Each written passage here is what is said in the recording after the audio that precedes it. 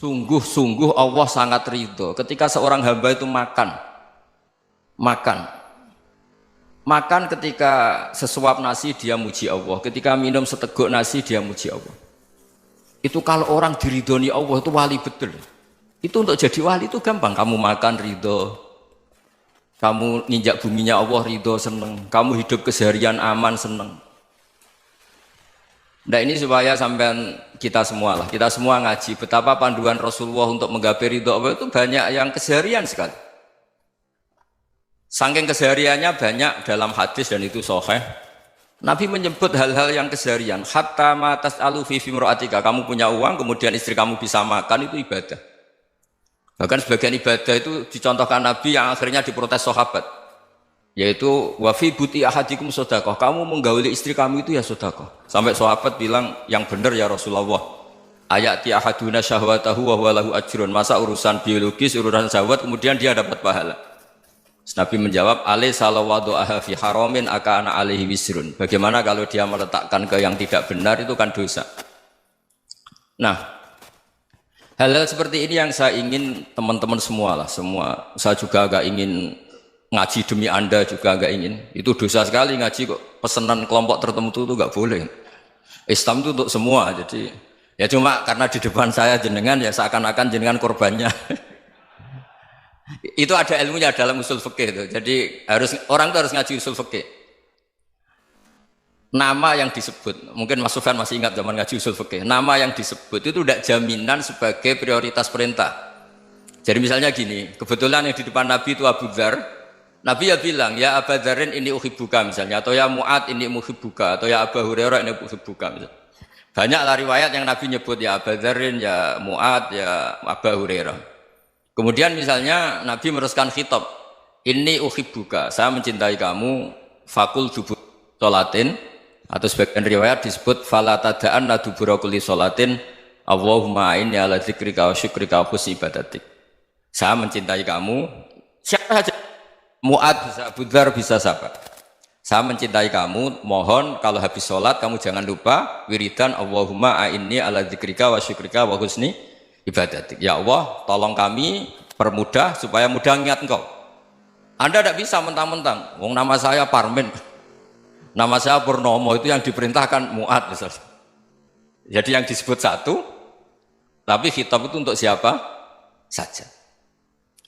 Saya teruskan ya. Jadi saya mohon semua kita melakukan kebaikan itu kalau dalam kaidah fikih disebut al yakin la yuzalu bisyak. Banyak kebaikan yang kebenarannya itu 100%. Tidak punya efek samping ke pihak lain, ke kelompok lain, ke komunitas lain. Itu tadi misalnya Anda makan dan itu murah sekali, hanya butuh satu piring. Setiap punyaan kamu muji Allah, setiap minum kamu muji Allah. Itu redaksinya Rasulullah SAW disebut Allah sangat ridho ketika seorang hamba makan, kemudian dia memuji Allah, atau minum kemudian dia muji Allah. Logikanya gampang. Negara seperti ini yang kamu harapkan bentuknya kayak apa, mertua, ipar, komunitas, tetangga, itu nyata terjadi itu kan belum pasti. Sementara yang mesti terjadi adalah kamu butuh makan, kalau tidak mati. Butuh minum, kalau tidak mati. Butuh bumi yang nyaman ditempati, kalau tidak kita juga mati. Sebab itu Allah kalau menyebut nikmatnya itu hal-hal yang keseharian. Alladzi at'amahum min ju'. Allah itu siapa? Allah itu yang menciptakan kamu bisa makan. Tidak berlebihan. Allah itu yang menciptakan kondisi sosial itu ideal. Zaman Nabi itu ya ada orang munafik. Orang-orang pilihan Allah itu juga diuji orang sekelilingnya yang macam-macam. Semua diuji sesuai konteks zaman dan waktu. Nah, tapi ada ibadah-ibadah yang selalu disarankan Nabi. Sampai Nabi itu pernah ditanya, ayul islami khairun ya Rasulullah, Islam terbaik itu gimana? Jawaban Nabi itu unik. It'amu to'am. Islam terbaik itu ya makan-makan, santai-santai. Ketika Allah menyebut beberapa kebaikan, falak tahamal aqobah wa ma adrokan Allah mal aqobah. Terusannya apa? Fakku raqobah. Terusannya apa? Au it'amun fi yaumin di masubah. Ya itu acara makan-makan itu juga Islam. Kenapa? Ya bayangkan kalau tidak ada makanan kita mati kan? Kondisi sosial tidak ideal itu Anda masih gak apa-apa. Tapi kalau Anda tidak makan, Anda tidak minum, Kamu punya istri cerewet masih bisa hidup, punya mertua cerewet masih bisa hidup. Tapi kalau tidak makan bisa mati. Berarti penting mana istri sama makan? Penting mana? Makan. Semoga istri Anda dengar, nanti kamu disuruh makan tapi pulang deh. Itu kalau dibahasakan makan masih memahami. Penting mana nasi satu piring dengan istri. Nggak ada nasi mati, nggak ada istri belum mati. Penting mana? Gak berani jawab kan? Nah, ternyata Anda ada garang kan di depan istri. Jadi saya mohonlah, mungkin Mas Sufyan Sauri tadi yang bisa bantulah. Teman-teman tuh ngaji yang keseharian saja. Karena kita nyari ridha Allah itu berdasar firman Allah. Dan firman Allah itu menyebut keseharian tuh riang, gampang. Yaitu tadi misalnya wa min ayatihi manamukum bil laili wan nahar. Termasuk ayat-ayat Allah itu kamu tidur. Maka dulu itu ada guyonan, ada tokoh Mu'tazilah, kelompok dalam Islam yang berpikir manusia itu bisa menentukan ikhtiarnya sendiri. Karena saya bisa duduk, ingin berdiri, berdiri. Karena kelompok ini nggak terima kalau semua kehendak Allah, nanti bagaimana kalau semua kehendak Allah kok ada hisab ya, ada sanksi. Lucunya itu dia akhirnya, ini cerita ya, mencintai seorang perempuan, cantik sekali. Dan itu dia menjadi ahli sunnah itu oleh hal-hal yang sepele. Karena istrinya cantik, ya namanya suami istri itu hubungan intim. Terus ditanya, Mas, masih ingin lagi? Masih. Silahkan diulang lagi. Wah ya tidak bisa. Katanya manusia bisa menentukan yang diinginkan. Itu tobat itu. Itu nggak bisa ditobatkan Mas Sufyan Ats-Tsauri. Orang cantik yang mudah nobatkan orang itu orang cantik. Segampang itu. Akhirnya kita tahu, makanya kalau dalam kitab Hikam itu disebut al-aqil mayyakul madza yaf'alu wa hubi wal ghafil mayyakul madza af'al. Orang yang punya akal karena sadar ini wilayah Allah, semua milik Tuhan. Itu dia tiap hari berpikir, besok Allah akan melakukan apa terhadap dunia ini. Kamu merencanakan suatu mau plesir, ternyata gempa. Mau wisata ke Rusia, ternyata perang. Kamu tidak pernah tahu apa yang akan terjadi besok. Wa ma tadri nafsum madza taksibu ghadan. Tapi anda semua kita ini sering punya jadwal permanen. Makanya saya kalau diundang siapa saja, bisa takdir. Yang jelas Gus ini acara penting. Ya masih acara penting nak pangeran ngersakno piye? Kok ape dadi pangeran? Kamu kok mau jadi Tuhan? Itu kadang ya kiai. Penting Gus acara ini jenengan harus memastikan bisa. Loh kamu itu yang ngajarin tauhid, sesuatu itu biadillah kok bilang-bilang apa pasti. Kalau maksa terus tak tobatkan loh kamu kata saya. Ya kalau gitu Gus bilang insya Allah. Wah itu hati saya, fisik saya, roh saya sudah bilang insya Allah. Tidak usah kamu latih kata saya. Nah hal-hal tauhid keseharian itu gampang sebetulnya. Wal ghafil yaqulu madza af'al. Tapi orang yang lupa Allah dia setiap hari bilang besok apa? Kita bisa melakukan apa? Seakan-akan dia itu aktor, dia penting, dia subjek permanen, dia. Padahal kita ini hanya objek kehendak Allah Subhanahu wa taala. Karena kita yakin sesuatu yang terjadi di alam raya ini kita tidak bisa apa-apa. Makanya saya sering ngaji, sering bilang saya, ketika Anda mensifati Allah, Dia yang menghidupkan. Sudah itu tanamkan sehingga ketika kita mati santai saja. Kenapa santai? Allah punya cara menghidupkan kita. Zaman kita hidup juga gak tahu caranya ngelola jantung, ngelola paru-paru. Kamu juga gak tahu ngelola oksigen yang tidak beracun, tidak ngandung polusi. Tahu-tahu hidup. Gak ingin tua ya tahu-tahu tua, gak ingin mati tahu-tahu mati. Selama ini kita hidup juga agak tahu apa sebetulnya. Hanya gaya tok, punya jadwal, punya planning. Kalau kamu bisa menentukan pilihan Anda, pasti Anda istrinya cantik, 4 neriman semua, kona'ah semua. Nyatanya enggak kan? Ada 1 jelek, cerewet. Oh itu kan, nyatanya enggak bisa apa-apa Anda kan? Dan kamu bawa mati lagi. Itu kan istri Anda juga gitu, punya keinginan punya suami yang ganteng, yang jabat, yang neriman, yang enggak poligami. Ya enggak kesampaian juga. Kalau kita ngitung tingkat kegagalan kita itu gagal terus. Ya kan? Nah, terus ingat Allah, madza yaf'alu wa bi. Orang yang punya akal selalu berpikir Allah itu menghendaki apa terhadap saya. Lalu sama-sama orang melihat orang yang serius, itu kata Anda itu pemikir berat, serius, senang punya tokoh yang merengut tuh, karena kamu anggap serius. Tapi sebagian orang anggap orang yang serius itu wong merengut, wong masam, wong muka kok ditekuk. Jadi sama Itu hati, ya muqallibal qulub tsabbit qalbi ala dini. Karena kita nggak tahu cara berpikir kita tentang orang lain, tentang sekeliling kita. Misalnya kita orang baik yang jenis ngrumat fakir miskin. Ada orang bangun masjid mewah itu janggal. Apa artinya masjid mewah kalau banyak orang kelaparan? Tapi kalau yang jenis pendidikan, apa artinya masjid mewah kalau tidak bisa ngaji? Nanti yang jenis infrastruktur, apa artinya ini kalau semuanya punya sudut pandang yang berbeda-beda. Dan Islam mengapresiasi semua kebaikan. Tapi katakan semua kebaikan itu adalah kehendak Allah Subhanahu wa taala. Karena apapun baik Anda itu pakai fasilitas yang diberikan oleh Allah Subhanahu wa taala. Sehingga ini yang disebut qulillah sumadarhum fi khawdihim yal'abun. Ya kembali tadi ke tema-tema bahwa keseharian Anda ini sudah Islami. Saat Anda tidak bisa melakukan apa saja. Saya sering ada jenazah, biasanya kalau tetangga meninggal saya sering disuruh ngelepas.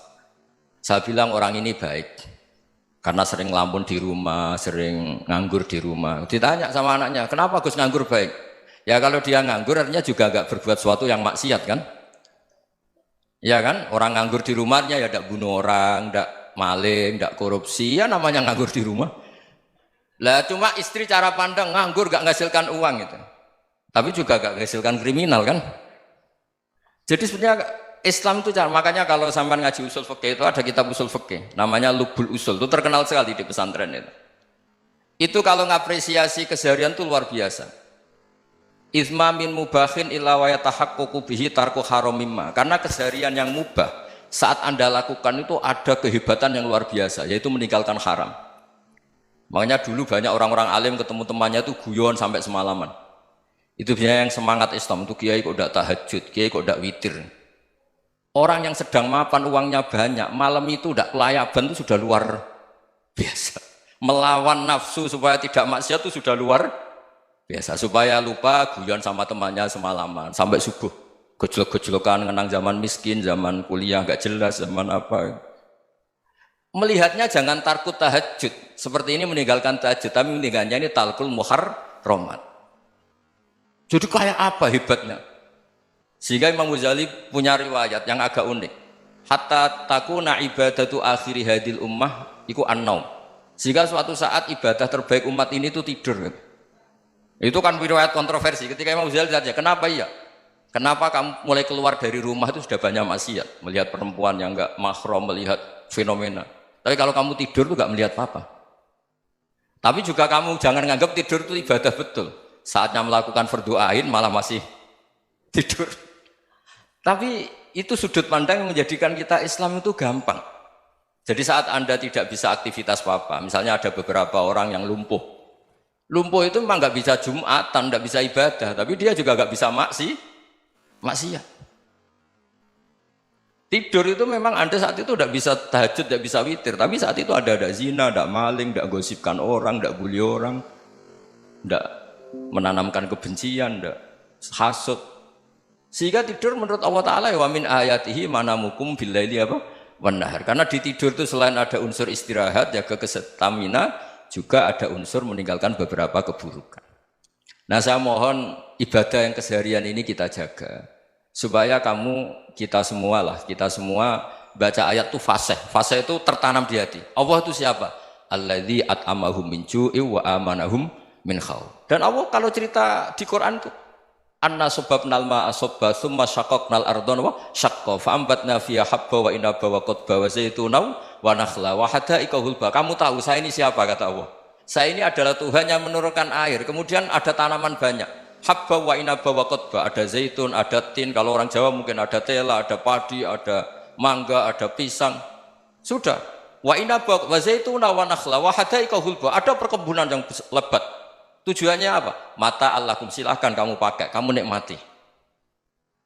Tapi karena kadang kita ini punya ide-ide besar. Tadi untuk syukur saja nunggu punya istri riman, rumah baik, tetangga baik, komunitas baik, semuanya baik baru syukur. Lama-lama nanti ada di surga, syukurnya nunggu surga paling kelas A. Itu sudah ada yang menghuni Rasulullah, kamu nggak boleh di situ. Masa untuk syukur saja? Repotnya Masya Allah. Jadi mohonlah Quran yang kalau Anda hafalkan juz sama itu kan ada ayat-ayat yang kayak tadi. Ya, fal yang dzuril insanu ila ta'ami. Coba lihat. Apa yang kamu makan ya? Dari mana? Dan untuk mempertahankan hidup kamu keseharian. Jadi jangan kira ibadah itu harus membentuk komunitas yang versi Anda. Ibadah itu harus yang hal yang mulu-mulu. Kesehariannya Anda alami. Loh ini saya tidak bikin-bikin. Saya ngaji bukan karena berdasar pesanan. Itu ayat yang saya baca kan betul ada ayatnya kan. Fal yang dzuril insanu ila tu'ami anna sobabnal ma'a sobba thumma syaqaqnal ardo syaqqa fa ambasna fiha habba wa inaba wa qadba wa zaituna wa nakhla wa hada'iqa ghulba. Terusannya apa? Mata'al lakum, silakan kamu nikmati. Mata itu silakan kamu nikmati. Ya kayak sampean dikasih hidangan ya makan. Ya sudah makan, habis makan ya minum, habis itu ngantuk ya tidur. Ya sudah normal-normal saja. Kayak apa indahnya Islam. Tapi Anda mencari Islam yang gimana lagi?